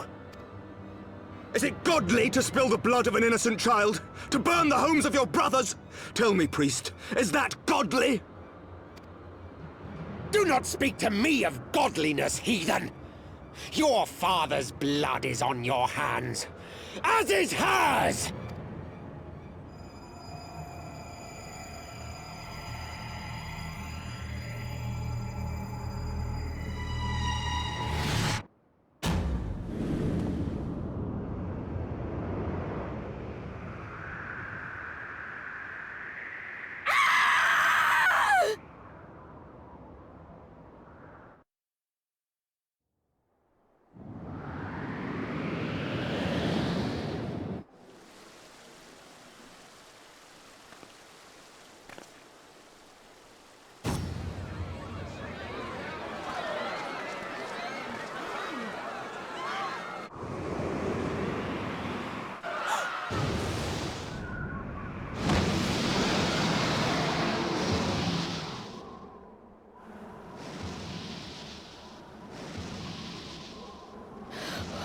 What? But I...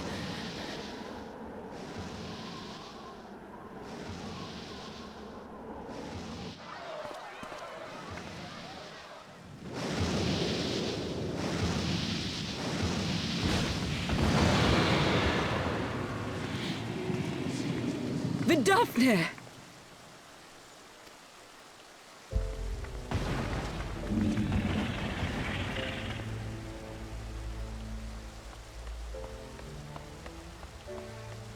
Well met, knight. Mayhap I chose an inopportune moment? Not at all. Pray forgive us this most unworthy reception. We are honored to have you with us, and right glad of your aid. Fortune delivered the child unto me. I had but to receive her.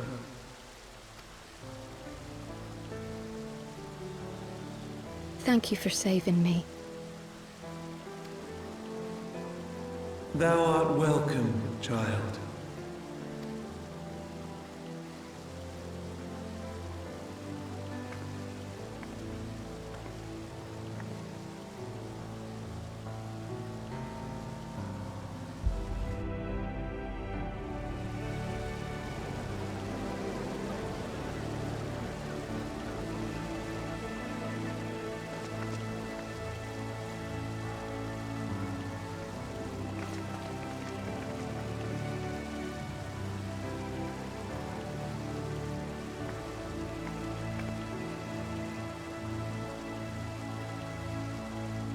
Never did I think to be indebted to so unexpected a savior.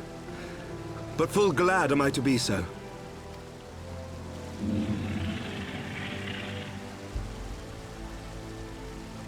Friend of Izel, warrior of warriors, I had hoped to meet with thee.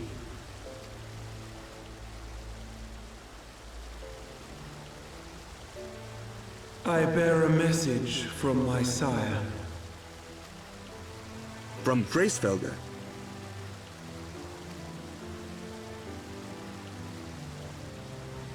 Upon returning to our lands, Nidhogg's shade did sing unto his brood, and they for skies unknown did then take wing. This thou must know, for your fates are inextricably bound. What of Estinian? Is he truly lost to us? Such matters are beyond my ken. I but bear my father's words. Take from them what thou wilt. Fare you well, mortals.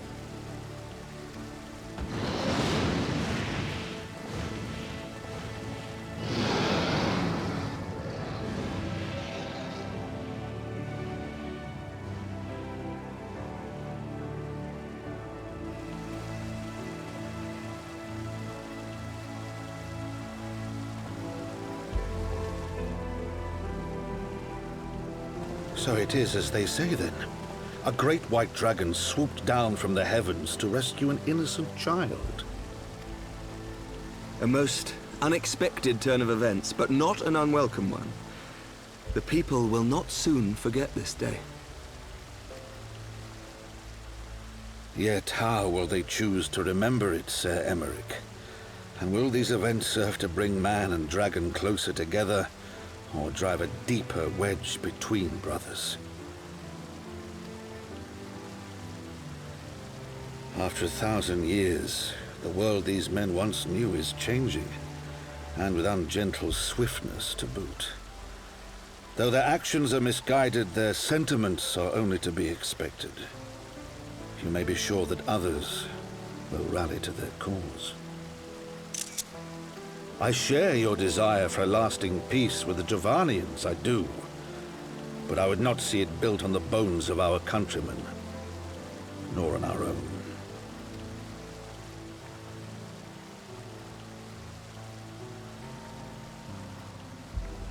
I see much of Horsefall in you, and I could not bear to mourn the passing of another son. Lord Edmund.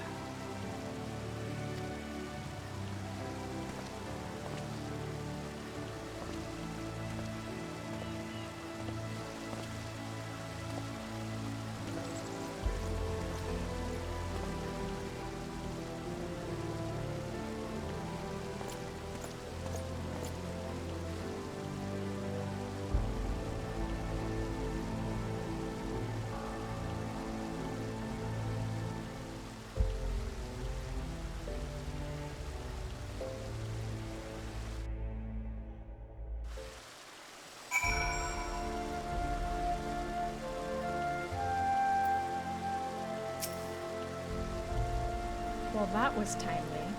V must have been circling for hours.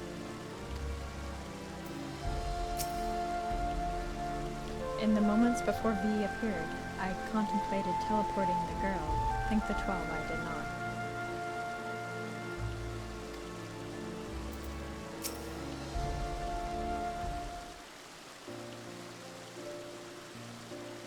This has been a day of surprises, has it not? 'Tis but a pity V could not stay longer. The Doffner. Yes, I think it's fair to say that she timed her departure rather less well than her arrival. Well timed scarcely does it justice, but one moment later would have been a moment too late. Let us pray that the Ishgardians, who yet harbored doubts, will take these events to heart and accept the truth of Sir Amric's words. Well, 'tis only meet that I inform Tataru of what occurred here. If you have need of me, I shall be at Fortemps Manor. Allow me to accompany you. Tataru should never forgive me if I left for the Rising Stones without saying goodbye.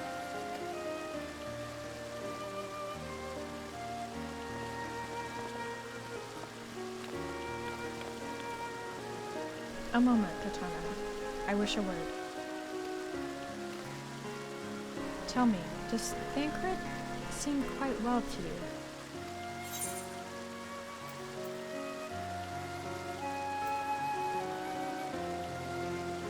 I'm not sure how to put it into words, but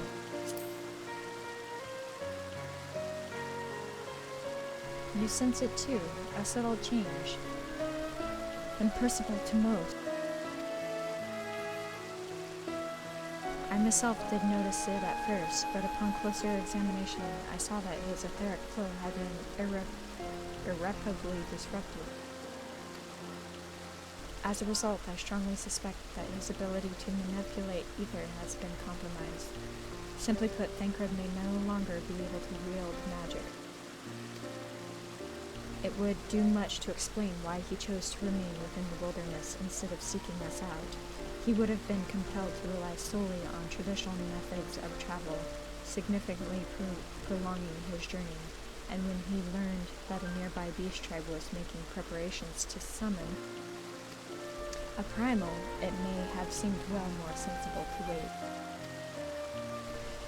But this is still little more than speculation.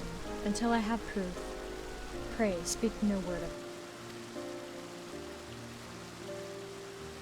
Right then. I should be on my way. Kryl may have charmed Master Matoya for now, but who can say how long it will last?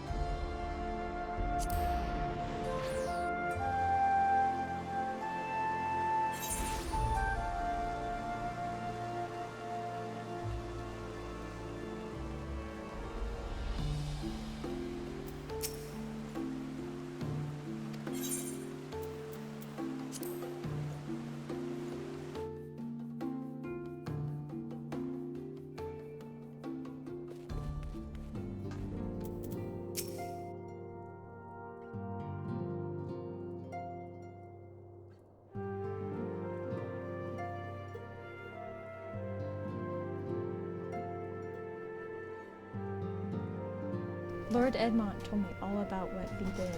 Gods, how I wish I had been there to see it.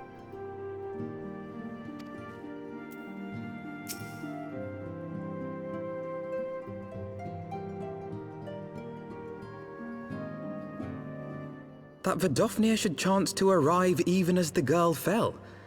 Truly, I could not have planned it better myself.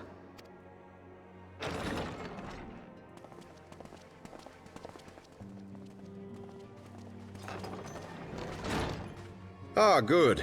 We were afraid you might have left.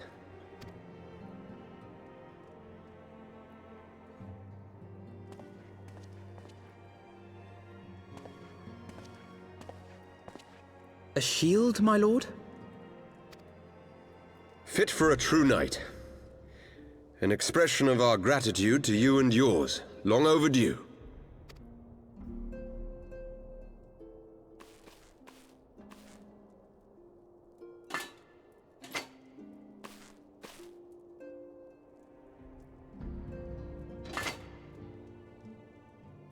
But there is something else I would discuss ere you part. Something which cannot leave this room. My father will soon step down as head of our house. Sir Emmerich was not the only one to fall under suspicion following the death of the Archbishop. There are some who believe my father complicit in a coup d'etat. Thus he intends to renounce his title to absolve our house of suspicion and secure the support of our peers. Surely there must be another way to convince Houses Durandare and Zamail. So I said to him. Alas, he will not budge.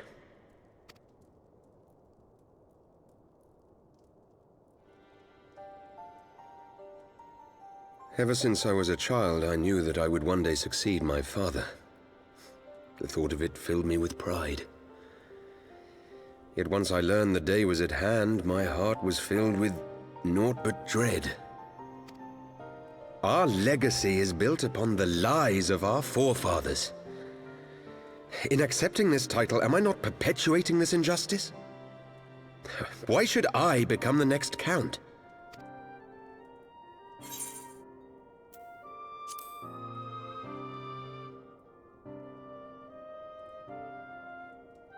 You sound just like him.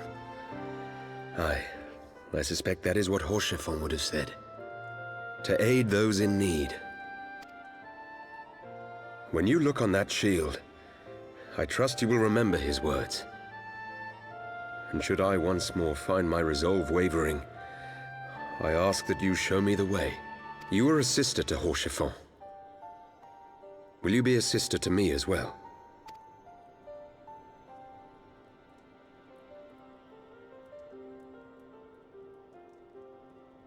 Come, Manelaine. There's much to be done. For father, and for Sir Emmerich, and for Ishgard.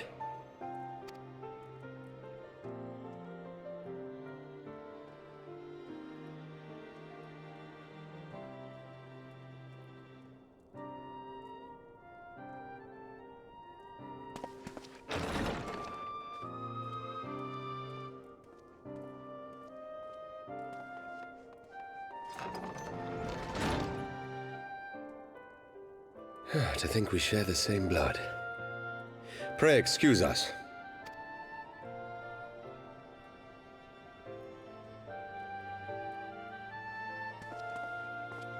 Those were the days of promises and vows, of tentative first steps into an uncertain future. A future shaped by the choices we made, in ways we could never have foreseen. Born of good and evil, of light and darkness, and shepherded by our hand. Be it for weal, or be it for woe.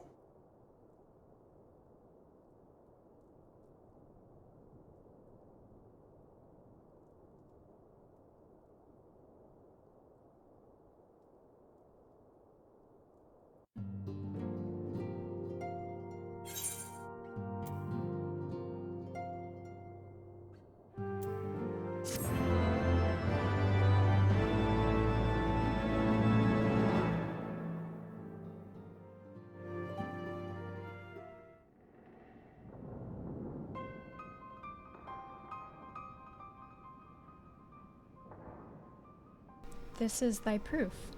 The Garan oracles. Apocrypha. Apocrypha? It is a truth long forgotten, a tale of the beginning, of the path we have been set upon.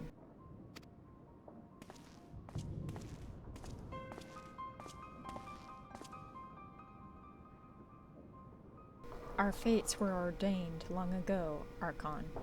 The Garleans are no exception, nor the Triad. You know what must be done.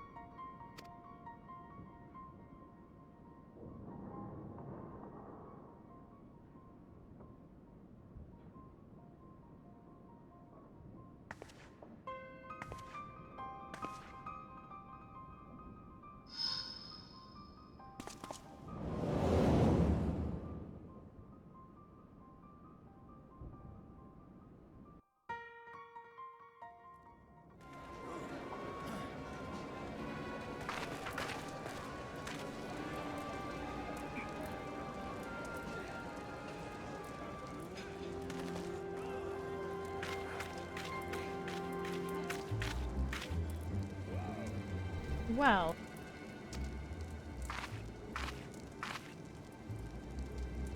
everyone has their orders. The masks will attack as soon as all units are in position. The Imperials won't know what hit them. I fear it will be bloody. By Ralgar, it better be.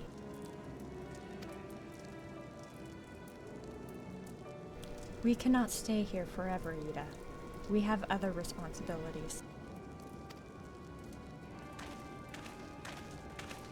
I know full well what my responsibilities are, and I mean to fulfill them, every one.